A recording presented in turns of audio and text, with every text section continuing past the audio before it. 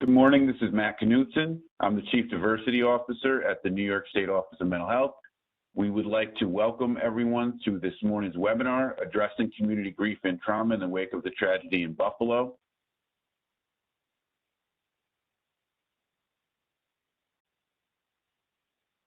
We are going to be taking some comments and questions via the chat. We will try to get to as many of them as we can at the end.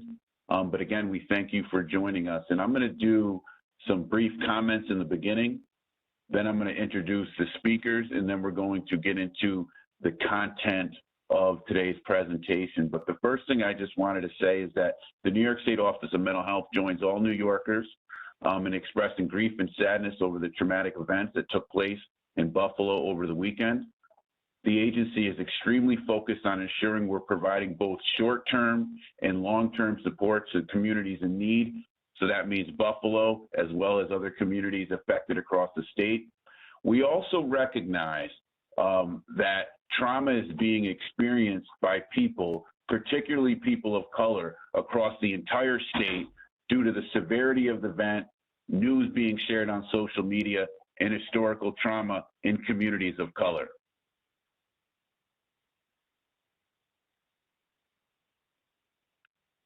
Next slide, please. Today's mission is we're going to help New Yorkers understand how to assist individuals, families, and youth coping with grief and trauma caused by this specific horrific event. We're going to provide general information about the mental health effects of racism and violence, and also talk about the state's crisis response and how we can help others cope with grief and trauma. Specific information is going to be focused on children and youth, and there's also going to be specific information about considerations that we need to have as we are supporting communities of color, and there's additional complications with making sure that we're addressing historical trauma. Now, to just provide some additional context about the populations that we are currently working on serving, the social determinants of health have historically prevented communities of color from having equal opportunities for economic, physical, and emotional health. Historical and current experience, so not just history, current experiences of racism and discrimination contribute to mistrust of the healthcare system among racial and ethnic minority groups. Experiencing racism and discrimination is scientifically proven to have a direct impact on an individual's mental and physical health. Lastly, the COVID-19 pandemic and its disproportionate impact on communities of color is a stark example of enduring health disparities, but is also additional context when we're talking about the specific communities that we are providing services to. Again, I'm going to do a little bit of a run through of today's speakers. I'm Matt Knutson. I'm the New York State Office of Mental Health Chief Diversity Officer. Following this little piece by me here, I'm going to turn it over to Stephen Moskowitz, who's the New York State Office of Mental Health Director of Emergency Preparedness and Response. Then we're going to hear from Dr. Sarah Kuriakos, who is OMH's Associate Commissioner of the Division of Integrated Community Services for Children and Families.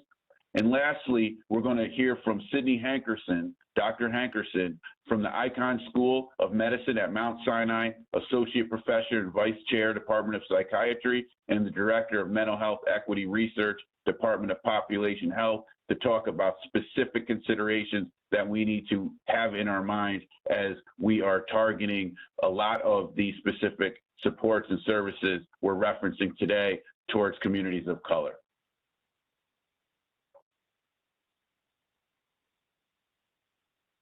Now I'm going to turn it over to Steve Moskowitz.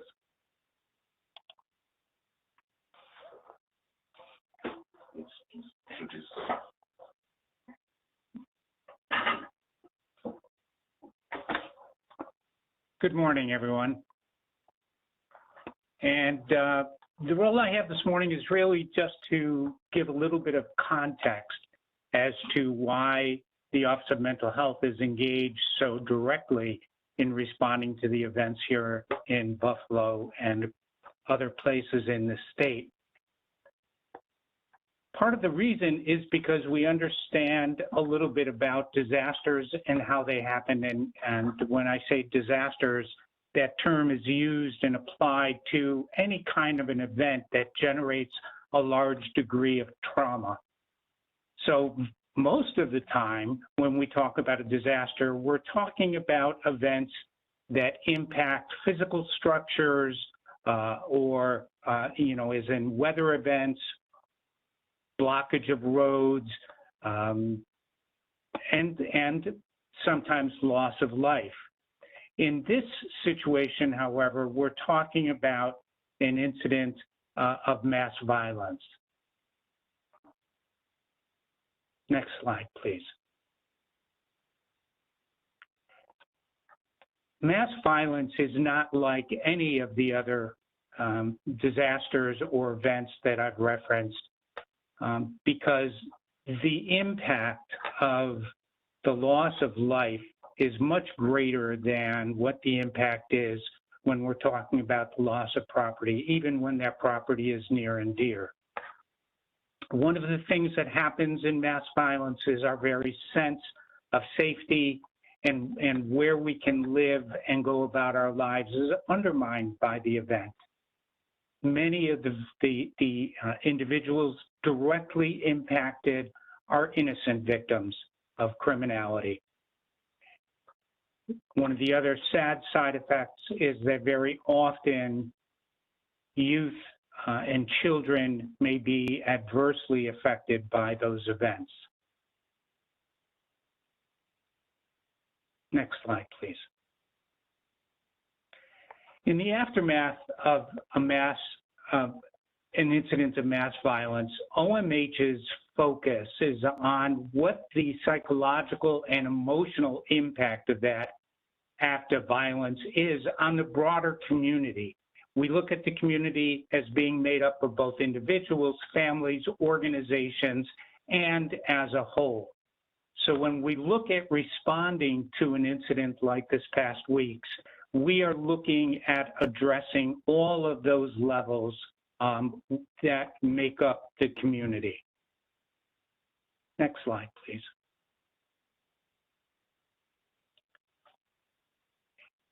In responding to this event, the Office of Mental Health is supporting both local, state, and federal agencies organizing efforts and resources to respond.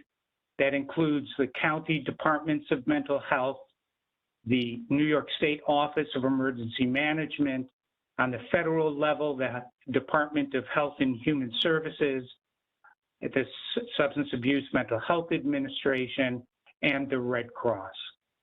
Next slide,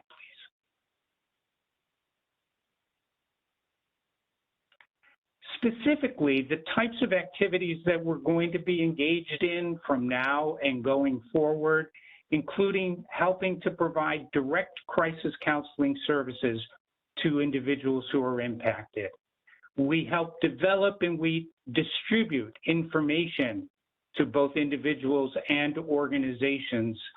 Some of that is tip sheets, some of it is background information so that people can get a better understanding of the circumstances that they find themselves in and some ways to address the challenges that they're facing. We're helping to coordinate the services among those various agencies and organizations so that the response to this event is one that's coordinated and one that is not leaving people out that need to be involved in it, nor is it duplicating services. And finally, we are also looking into financial resources that can help support ongoing efforts. This week will not be the end of attention or support to the local community, but the intention is to look long-term for over the amount of time that it will take this entire community to recover from the challenges that they're facing. Next slide. Some of the specific activities include disaster mental health counseling. That's where trained clinicians who are further trained in the impact of disaster, assist individuals who were directly impacted. That's mostly on a one-on-one basis, sometimes with a family, and we are currently assisting folks in several different capacities. Our Project Hope Crisis Counseling Program of paraprofessional counselors is in the community, and I'll talk to that more in just a second. This public webinar and additional trainings are part of the intended services. And lastly, as I mentioned, we're going to continue to stay engaged in planning and developing long-term activities and programs for the community going forward. Next slide, please. New York Project Hope is here in your communities. It's crisis counselors who are trained to work with people that have been impacted by trauma. And we are very lucky in the communities impacted here that there are several local agencies that have crisis counselors available and already in the community. One of the features of New York Project Hope is the website, which the address is here on the slide and at the end of this presentation in resources. But also we operate an emotional support helpline that's available 7 days a week from morning until evening. That number is here. It's listed at the end of the presentation. And the helpline has counselors who are available 7 days a week to help people who have questions, who have challenges, or who just want to talk to a friendly voice that can help them through a difficult time. So I thank you, and I'm going to turn this over next to Dr. Sarah Kyriakos from OMH, who will talk about some of the impact of the events. Thank you.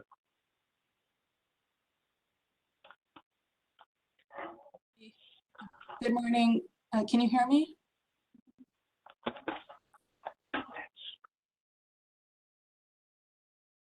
Thank you. Yes, Sarah, we can. Thank you.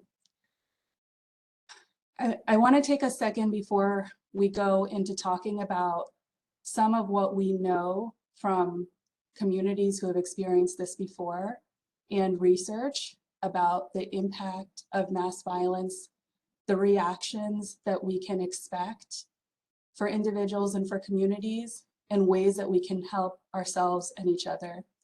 Before I do that, let me echo Matt in taking a moment to reflect on the beautiful lives lost and the colossal magnitude of this tragedy. We know, because we've been here before, how this plays out, and we know that we'll be here again. I don't want to pretend that anything I say today can blunt how horrible and how horrifying this is. And we know together that the only way through is with each other. And so from the Office of Mental Health, we want to offer you ways to understand some of the reactions that you might be experiencing, that your loved ones might be experiencing, that New Yorkers and Americans are experiencing, and ways that we can move forward. Steve spoke a little bit about what we understand about disaster mental health. The impact of mass violence is widespread. It affects everybody. It affects people in different ways depending on how close they were to the event. But you might be surprised at how much you feel affected. As compared to disasters like hurricanes, tornadoes, floods, violence that's perpetrated by humans can result in more serious and long-lasting psychological effects than other disasters. It's particularly hard to comprehend how a human can do something so horrifying to our communities. I want to acknowledge that we are living right now in the throes of multiple disasters. This is in the wake of COVID. This is in the wake of economic impacts. And for many of us, the impact can feel overwhelming, leading to hopelessness. Next slide, please.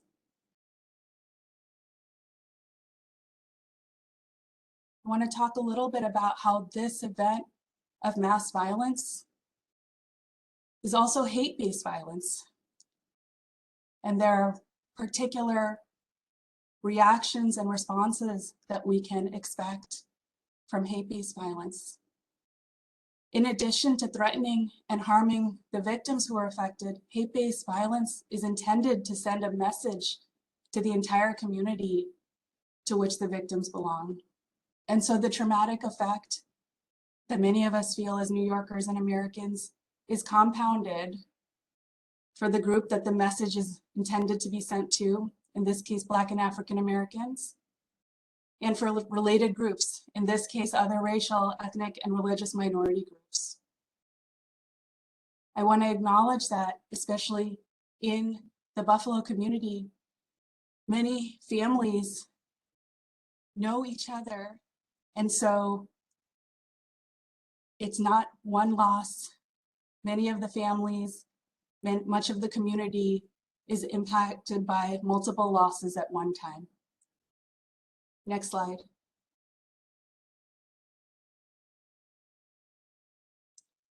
It's important to talk about the effect of hate-based violence on top of racial trauma. Racial trauma comes from individual and societal level bias and discrimination. And we're well aware that there are multiple lasting impacts on psychological health and physical health of racial trauma. We as an agency, we as a field need to acknowledge the disproportionate impacts of infection and death from COVID-19, police-related violence, and economic losses in communities of color, all of which is a backdrop to the impact of this event. We also know that these communities, Black communities, communities of color, have higher barriers to accessing mental health services and supports. Next slide. Let me pull back a little bit. For all of you who are trying to understand how this affects any one of us, everyone who is touched by a disaster is affected in some way. Again, we know from being here before, disaster mental health research and community knowledge tells us that it's normal to be feeling stress, anxiety, and grief. These are common reactions to uncommon, horrifying situations. It's important to know that responses are varied and individual. You might be surprised at your own reaction. You might be surprised at how intense your reaction is. You might be surprised at how numb you feel or how disengaged you feel. And it's important to remember that reactions change over time. Next slide, please.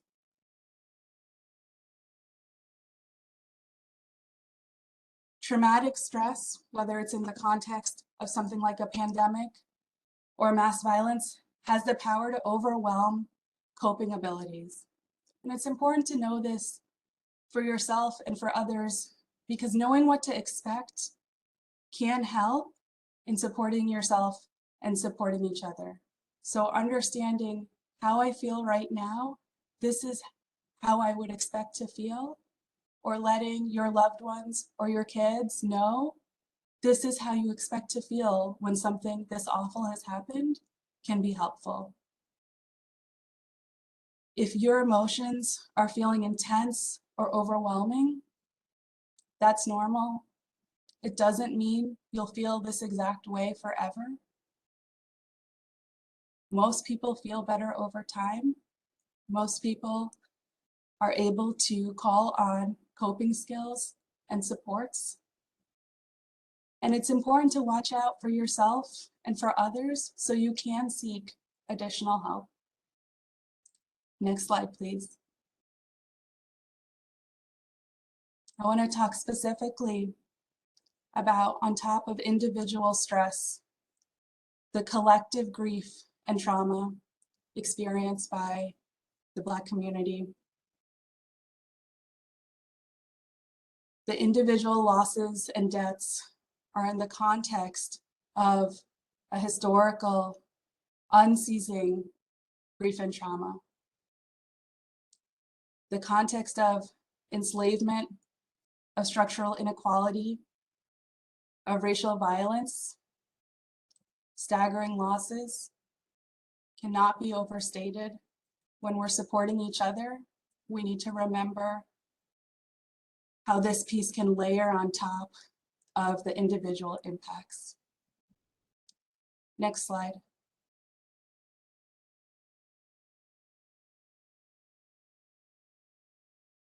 What are common reactions to trauma? Knowing these can help understand your own reaction and understand how to support each other. It's common to have emotional reactions, crying, despair, sadness. It's common to have behavioral reactions, like withdrawing from interactions, finding yourself getting in conflict and fights, using substances more than you previously did. It's common to feel physical reactions like fatigue, headache, stomach aches, to have cognitive reactions like being unable to concentrate, ruminating about an image or a story over and over, and spiritual reactions like feeling hopeless. Next slide, please. In the aftermath of mass violence, it's common to feel afraid or unsafe, especially if people died at places that you normally go, doing things that you frequently do. Your reaction can be heightened. Fears for yourself and your loved ones who are people of color and religious minorities are heightened. Next slide. I want to run through some typical reactions. If you're experiencing these, or if you have a loved one experiencing these, it can sometimes be helpful to know it's expected that you would feel like this after an event of this magnitude. Not being able to fall asleep or stay asleep, or having trouble with nightmares, having trouble concentrating or feeling dazed, feeling sad, angry, afraid, feeling isolated or numb, disconnected, feeling angry at society, feeling angry at authorities. People can feel angry at themselves, feeling angry at a spiritual figure. Next slide. Being unable to get rid of thoughts and images from the event, from your mind. Experiencing physical pain or symptoms. Having sights or sounds remind you over and over of the violence. Feeling jumpy or irritable or hypervigilant all the time or nearly all the time. And feeling a loss of trust, searching for meaning. Next slide.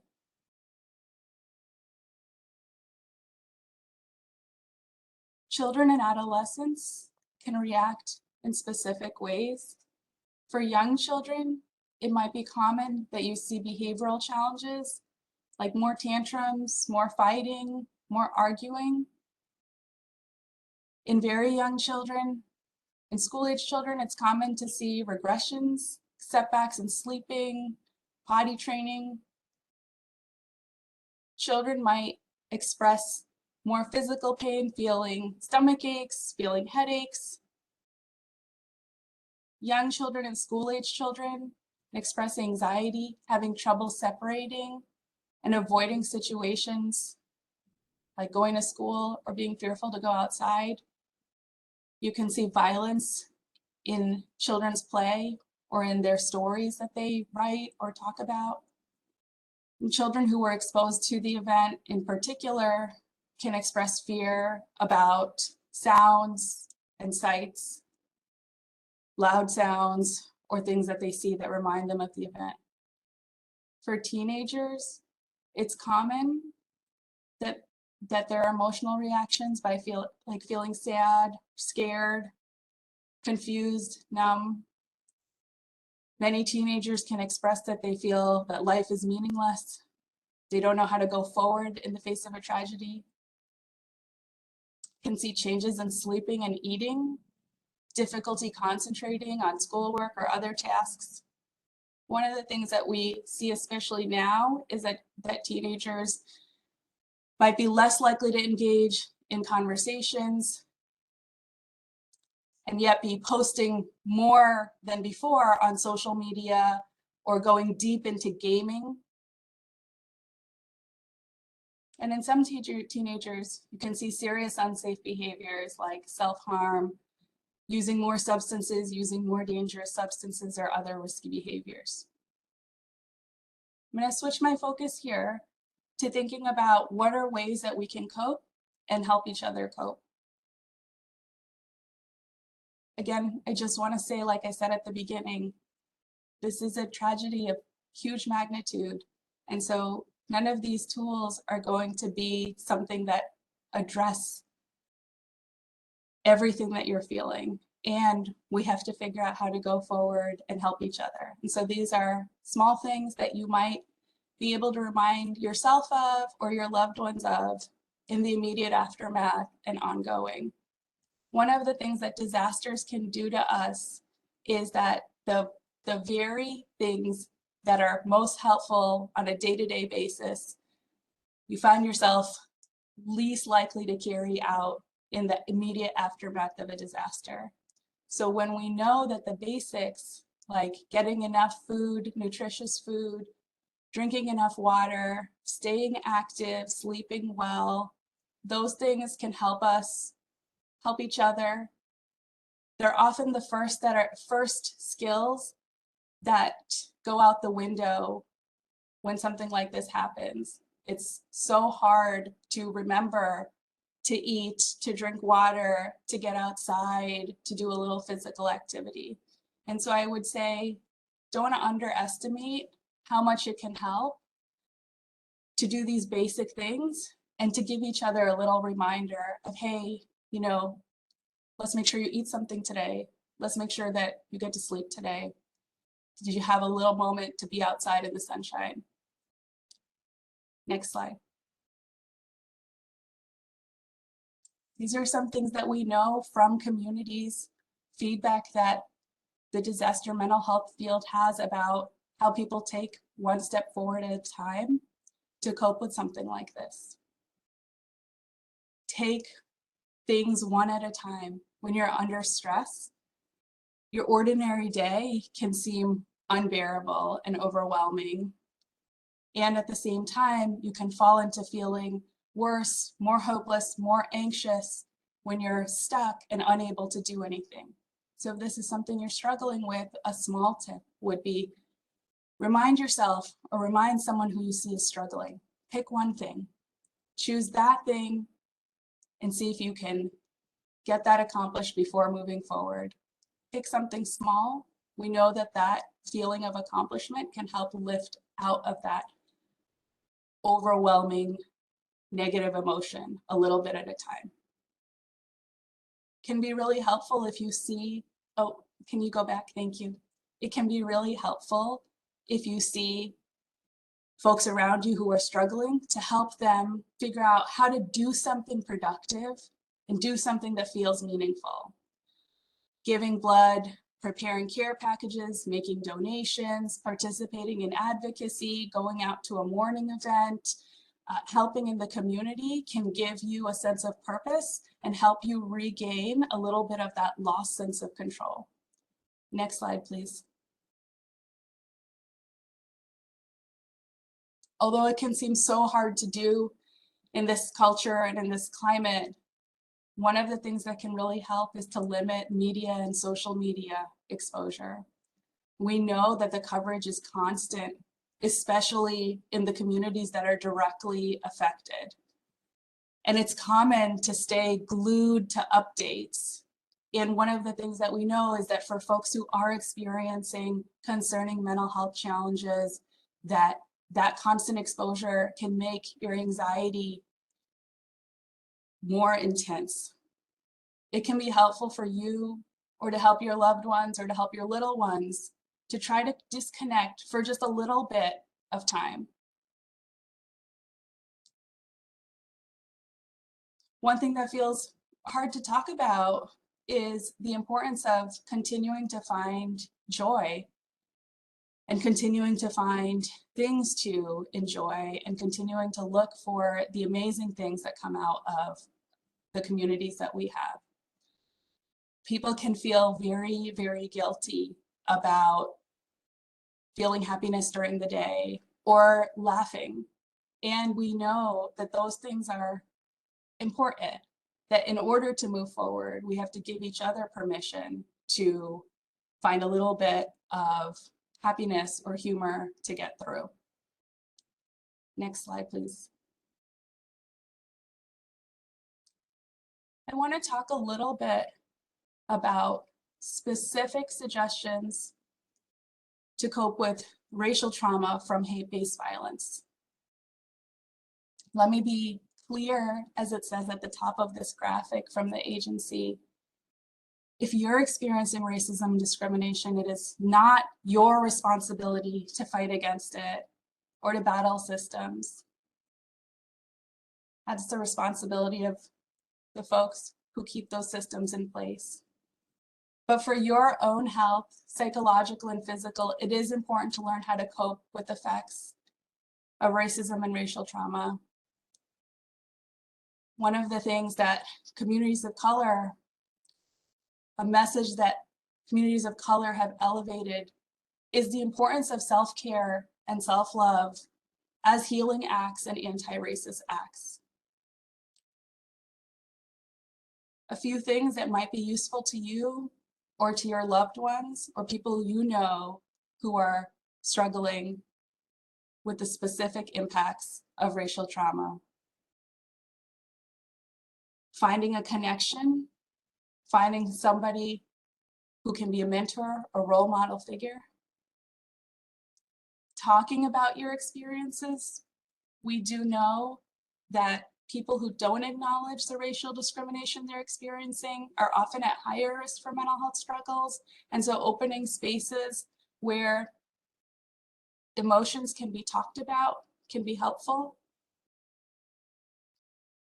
We know that in Black and African American communities, a huge amount of social support, psychological support comes from community networks, and opening the spaces in the community networks to explicitly talk about emotion is important and incredible work that many organizations and individuals are doing in these communities.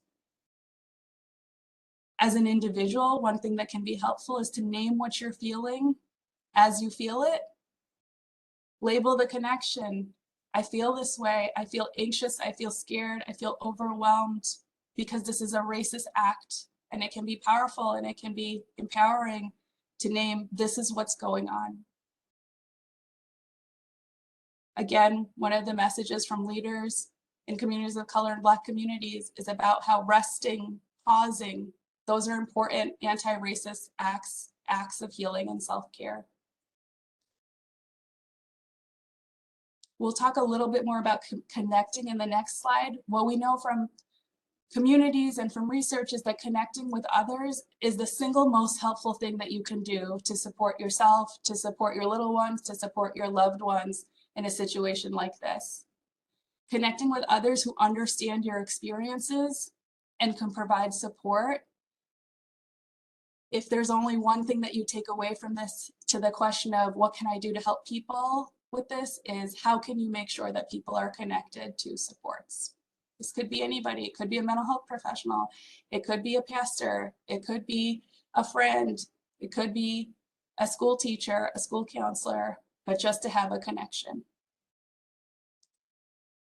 It's important, can be important to identify your specific triggers. And so if you know that you feel most hypervigilant, most anxious, most scared, most numb, having the hardest time concentrating after particular images or after being in particular spaces, that's something that you might speak with someone about. I know that this is hard for me walking into these situations. What are ways that I can take care of myself and move out of that situation or react so that I'm not barraged with these situations that make things worse for me? And lastly here, to consider getting involved in activism and in problem solving. We do know that many who are involved in activism and in advocacy do talk about the incredible supportive effects of being in that community and feeling like you are part of a larger group making a difference as you go forward. Next slide, please. I'm gonna be a little bit of a broken record about this because it is so important to find connections. Again, whoever it is, whoever that person is, whether it's a professional, whether it's your beautician, whether it is your neighbor, talking with others can relieve stress. And knowing that other people feel the same way can be very empowering and help to heal. It's common that one of the common reactions in a time of tragedy is to disengage and to cut yourself off from loved ones. If that's something that you find yourself doing or you see a loved one doing, it might be just a little flag to say, hey, you know, I'm noticing that you're not connecting as much as we usually do. Is there something that we can do together? Can we chat a little bit? Can we go for a walk together? It can help. Be compassionate with yourself and be gentle with your expectations for yourself. And ask for support if you need a break, if you're working, if you're parenting, whatever you're doing. This is so hard. And one of the things that really can be useful is that little pause. And it can be helpful to the person who's able to tag team in for you as well, to know that they are supporting you. If anybody watching this now or later is saying, you know, I have a friend, I have a connection, I have a colleague who's impacted by this more directly than me. Black friend, a person who lives in Buffalo, a person in a religious minority community, reach out, make that effort to check in and say, hey, I'm thinking about you. These are hard times. I'm here with love. I'm holding space for you, however I can help. Next slide.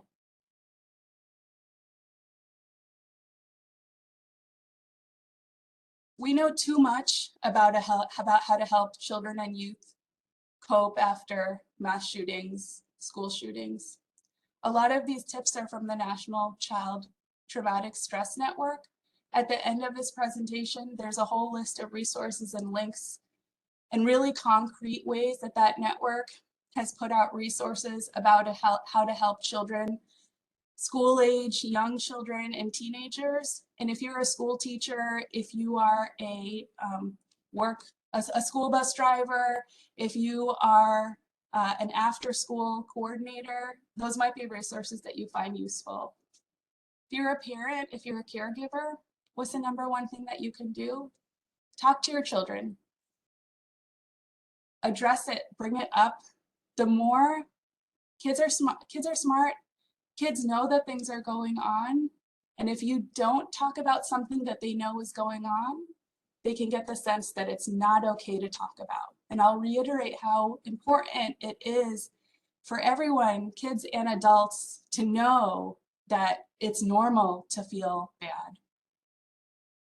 Ask your kids what they know. That's always a good starting point. If you're like, man, I know that my kids are talking about this at school, but I have no idea how I'm going to bring this up, then start with, what have you heard about this? A lot of kids are not ready to talk, and it's important to not push them. You don't have to force the conversation. All you have to do is bring it up again the next afternoon or the next day. Just say, hey, I'm here. As a family, we're ready to talk about this. Just like for adult friends and colleagues, normalize the feelings of whatever they're feeling. Say, you know, when something like this happens, it's typical to feel this sad or this upset.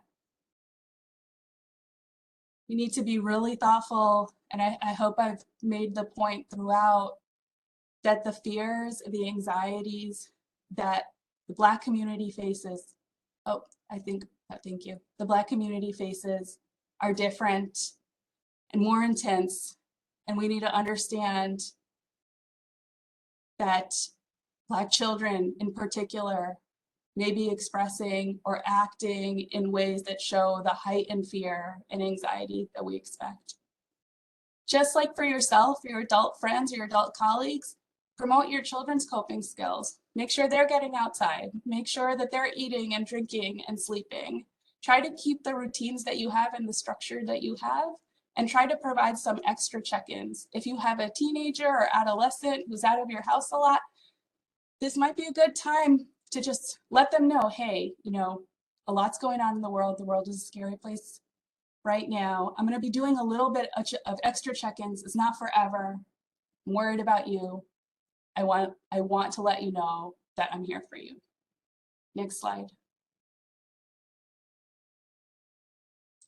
As a parent or caregiver, you got to take care of yourself as well. So bring in your network, especially on top of 2 years of parents being run ragged. This is a time to call someone else in. Again, is there a youth minister? Is there a school teacher? Is there a cousin or an uncle or a grandparent who can also have some of these conversations, can also provide some structuring time for your youth?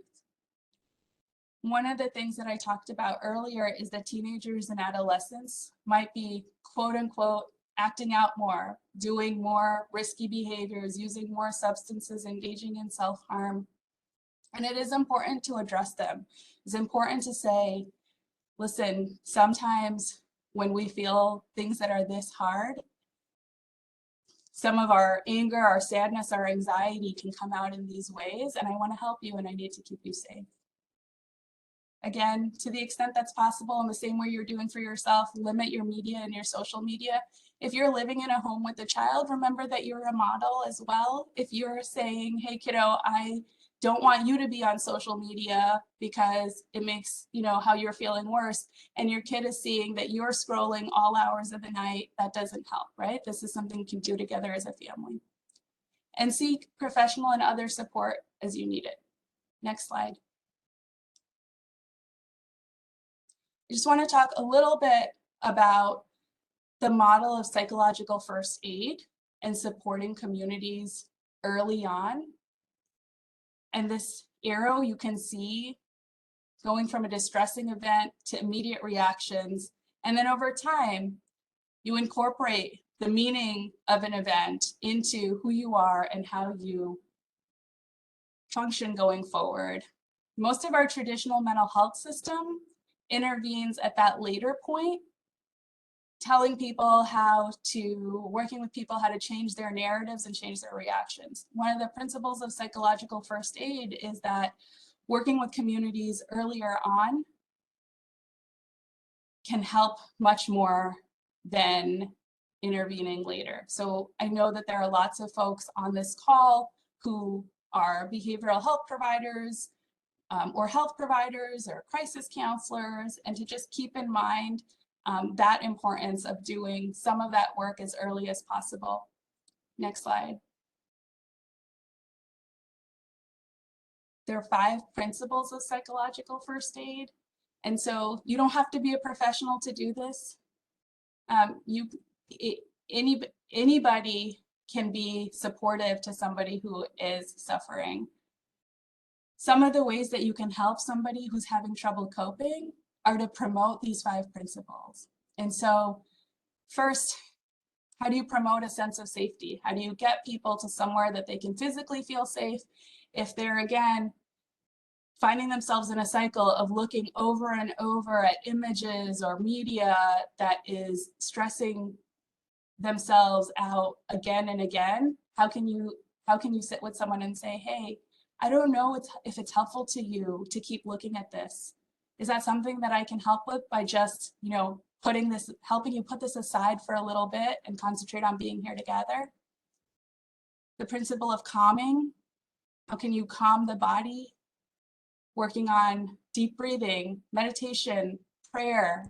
Prayer can be so important for individuals who are part of a faith-based community or otherwise, and part of the big search for meaning that can often follow these events. Helping people ground themselves in a sense of efficacy. One of the things that we know is that people know what they need. Communities know what they need. We, as mental health professionals, other providers, need to listen, remind people of their strengths, ask them, what is it that we can do to help? Just emphasizing again the principle of connectedness and how important it is to help people tap into their social supports. And ending on the note of finding hope, reminding people how they've coped in the past, reminding people how things have changed slowly but surely. There's change that we can make together. And that's how we go on. That's how we go forward with instilling that sense of hope. Next slide. I want to end here just because it is important to talk about there are normal and expected reactions that can be intense and overwhelming. However, especially in response to an event like this, there are also can be post-traumatic stress reactions. And if you're seeing this in your loved one or yourself, if you're seeing intense emotions like this go on for a long period of time, this can be a flag to say, hey, we need to get more support here for you. Maybe this is a time to engage with a mental health or a medical professional to say, this is not the typical reaction and you need more supports. So some of the things that you might see are intrusive reactions, meaning re-experiencing the trauma over and over, avoidance and withdrawal. So maybe weeks out, you or a loved one is unable to get out and re-engage in the activities that are important to them, or physically feeling incredibly jumpy, incredibly agitated, or not being able to get back to sleeping or eating well. Next slide. These reactions are common, they're understandable, and they're also serious. If you see this in yourself or in a loved one, please remember that help is available and that asking for help is a sign of incredible strength, not a sign of weakness. I'm going to end on that note, and thank you so much for your time this morning. Thank you so much. I'm Dr. Sydney Hankerson, and I'd first like to thank OMH for putting together this panel today. During my time together today, I'm briefly going to just talk about what was lost, the human life that was lost, and how it has impacted the Black community, and then call out racism as a fundamental driver of mental health inequities and beliefs that lead to white supremacy. And then talk about how we can call in community as a way to try to promote healing now and in the months and years that it will take to address this trauma. So I love this picture, especially this time of year, this month of May and June, where families and individuals celebrate their loved ones graduating. And so I have this picture with a well-known African proverb that it takes a village to raise a child. And what the Buffalo shooting did was it devastated the village that is the Black diaspora.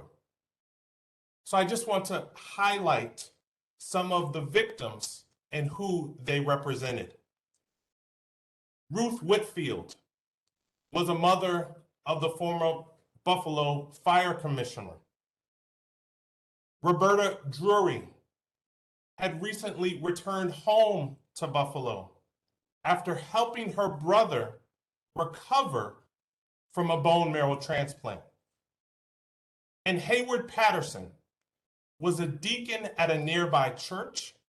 And before going to the Tops grocery store, he apparently had been at the church helping at the church's food pantry and had gone to the supermarket to provide informal taxi services to help community members with their bags.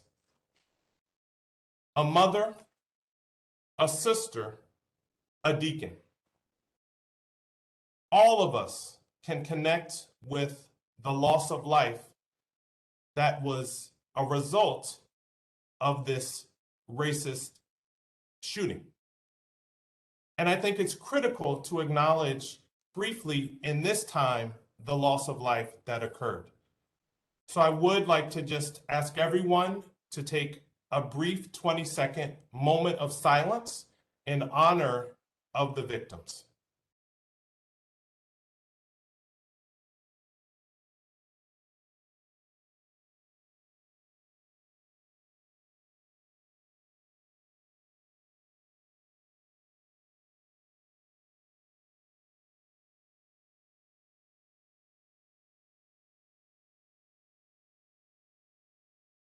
Thank you for that.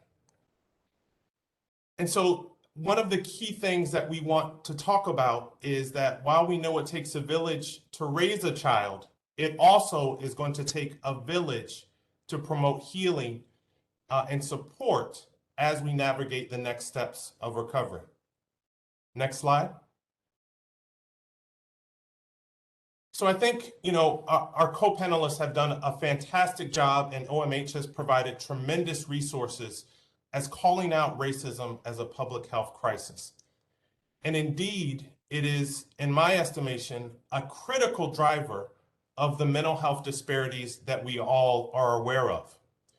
While there are many definitions of racism, I think Dr. Kamara Jones in her 2000 paper really was groundbreaking and highlighted and defined the three critical levels of racism.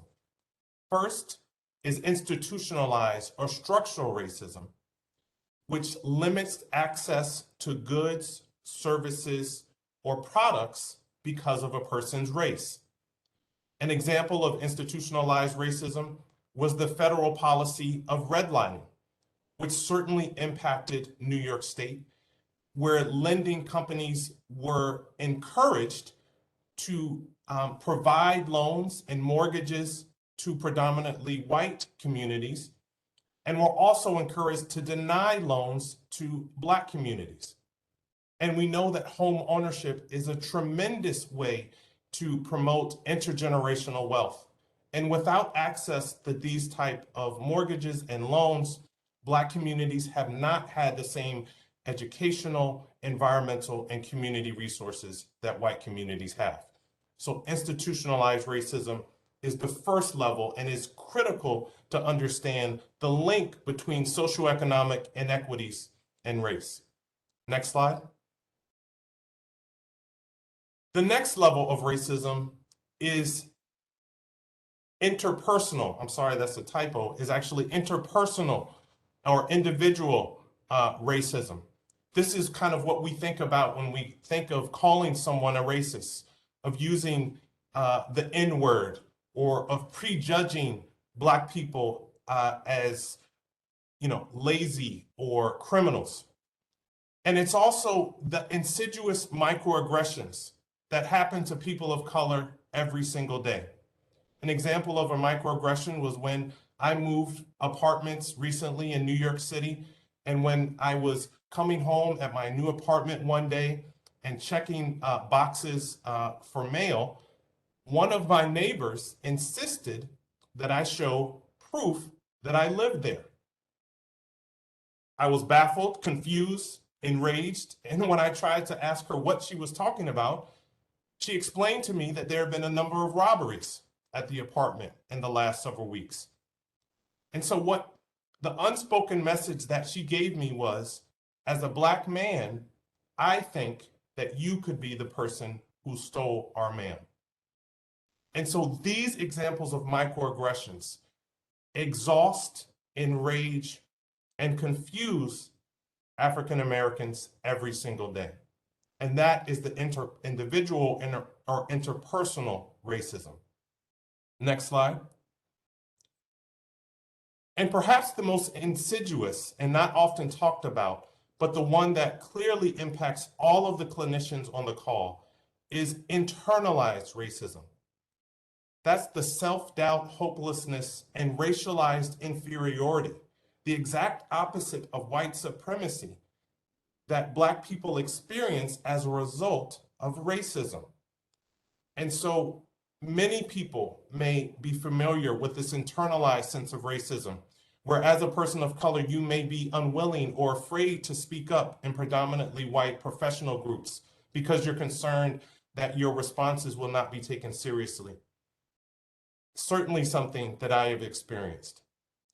And so really naming, acknowledging, and calling out racism at all three levels, at the institutional, individual, and internalized level, is critical to promote mental health equity.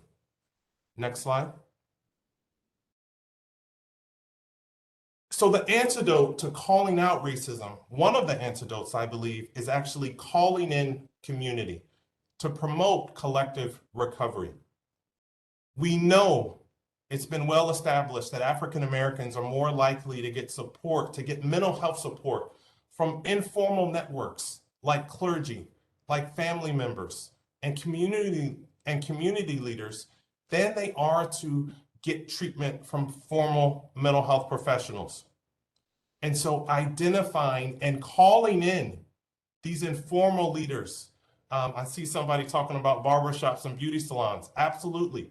And also thinking about how we can engage our youth through sporting events and schools and other trusted networks is critical.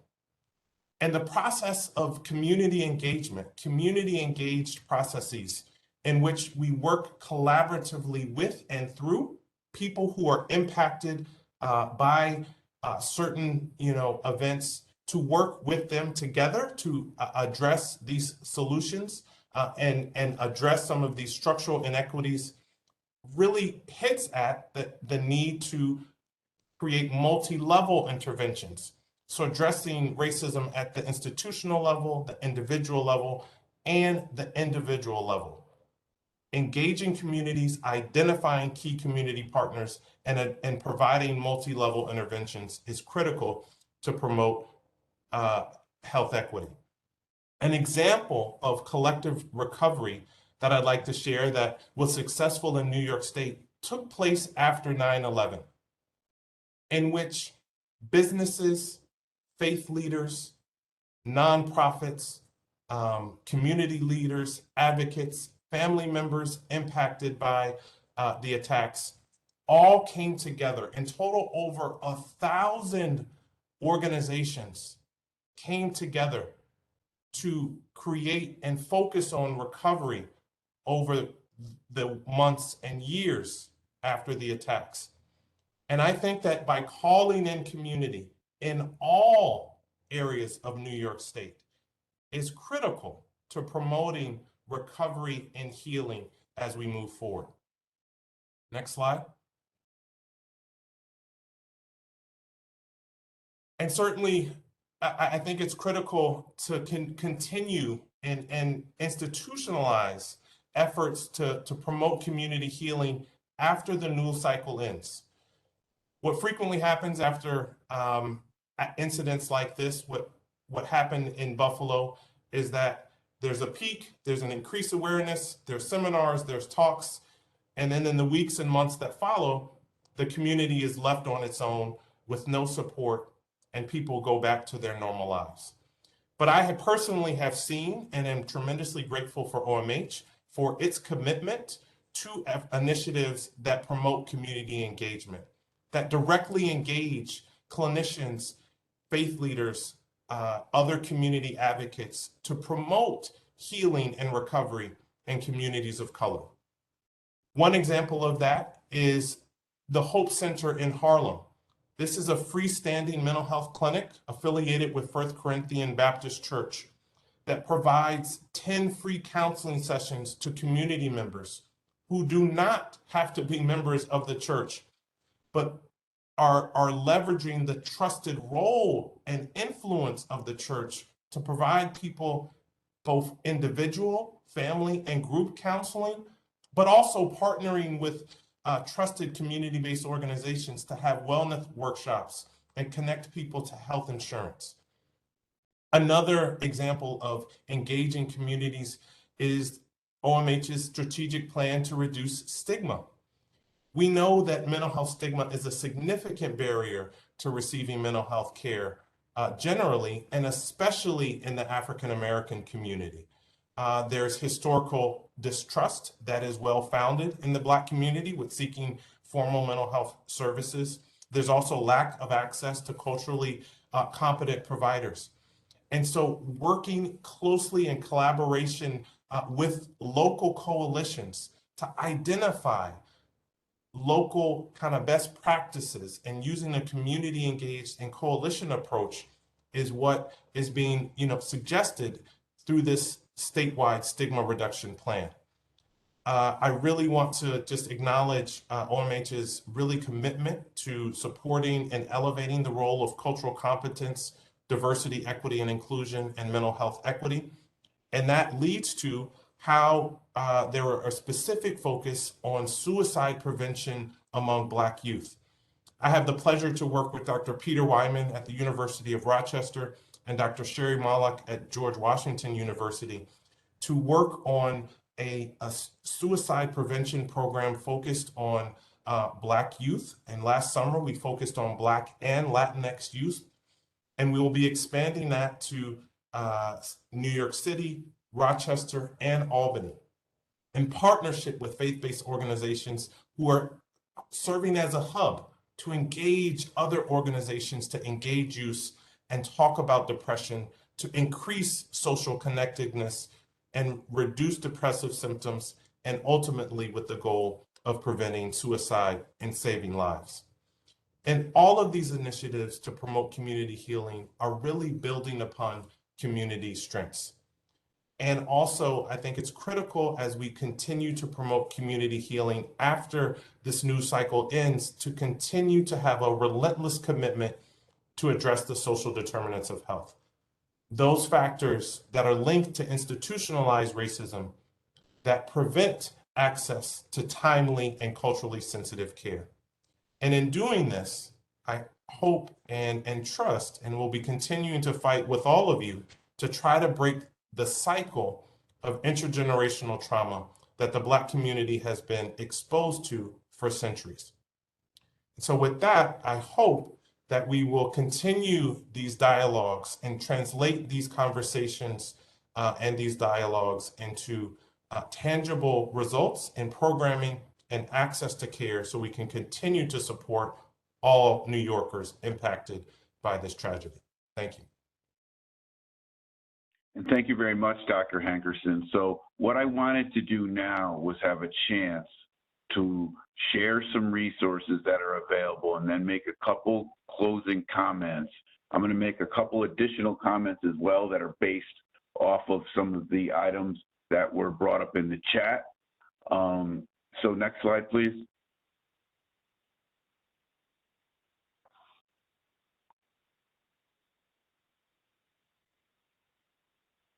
So I wanted to talk specifically about the resources that are available. And again, these slides are going to be made available on OMH's website. They're also going to be sent out broadly via email. And what we want to do is we want to make sure that people get these resources specifically, again, not only in the immediate proximity to Buffalo or affected communities. It's all across the state. We're expecting there to be a trauma response that's going to be ongoing, and there's going to be a healing process that's going to take a while.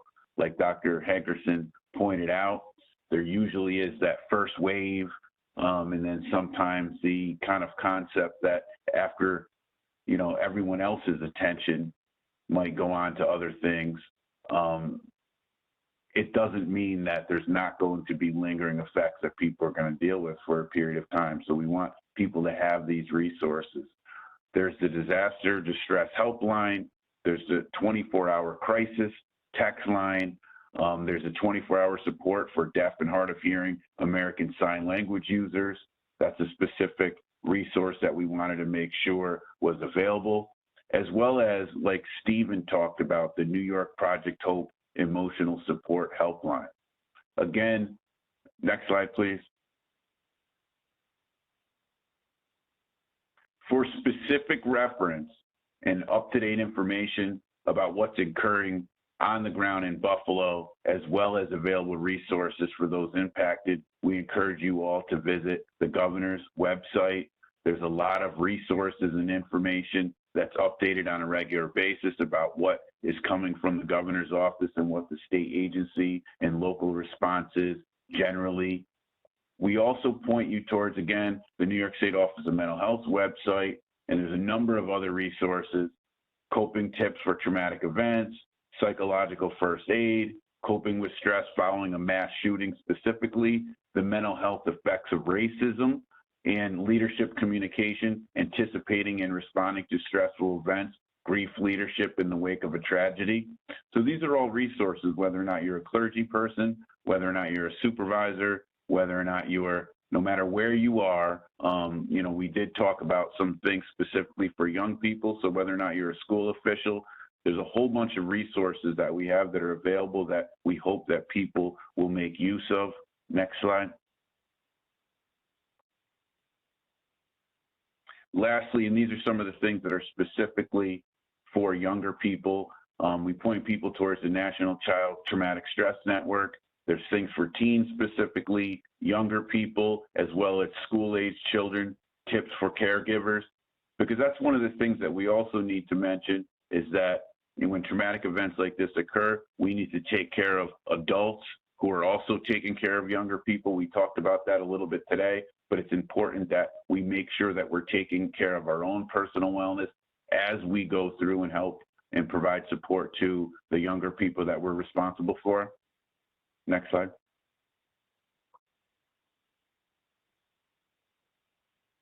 And then lastly, we wanted to point out that material for this presentation, much of it, Stephen's portion, was based on material from several sources: SUNY New Paltz Institute for Disaster Mental Health, the SAMHSA Disaster Technical Assistance Center, and the National Child Traumatic Stress Network. So now to just provide, again, just the comment that we are definitely going to be making the resources, slides, and recording available. It'll be sent out via the listserv. People should be able to go to OMH's website and not too much time and be able to access this. But this is going to be a long-term healing process that the state and the Office of Mental Health is extremely interested in making sure that communities have culturally responsive support to the trauma that communities are currently dealing with. Now, to just go to another comment that was put in the chat, there's also going to be information that people are going to be hearing that is related to, you know, upcoming policy announcements and different things like that. I just wanted to point out this presentation was specifically for providing trauma crisis support to individuals. That's more of a separate conversation, so I don't want people to think that we're that I was ignoring those types of questions in the chat, but there'll be a lot more information, and you can contact the Office of Mental Health through our Public Information Office, and we can provide answers to some of those questions as things move along.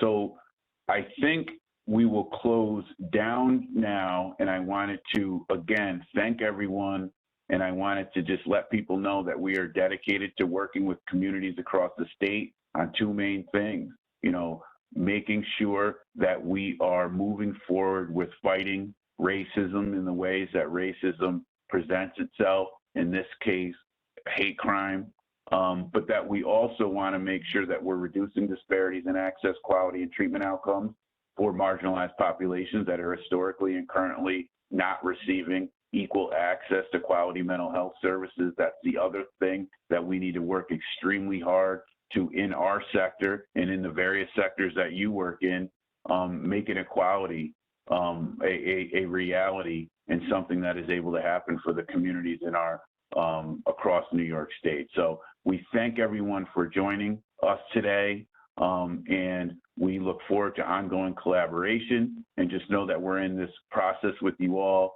this connection with the community for the long haul, and you can feel free to reach out to us at any time. There's contact information in the slides. So thank you everyone for joining us.